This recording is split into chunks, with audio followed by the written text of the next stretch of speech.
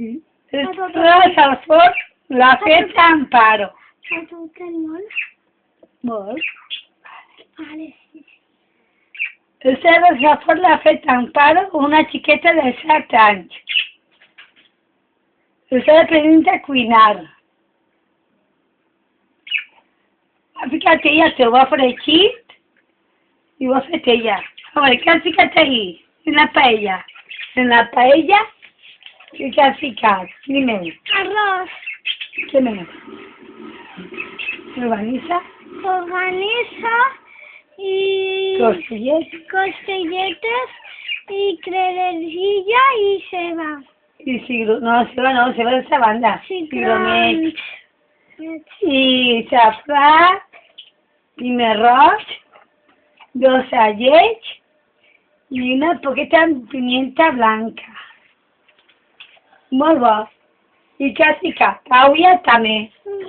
I després ha ficat el tomàquet i la cebeta i per damunt. I ara em va anar això Al foc. Oílo, señorita Amparo.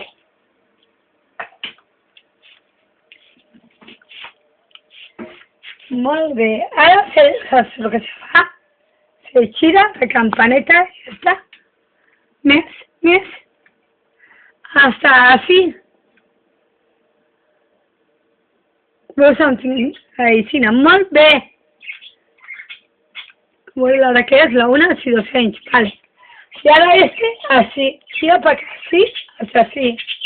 Isa. ¿Qué? Para acá, así. Hasta ahí.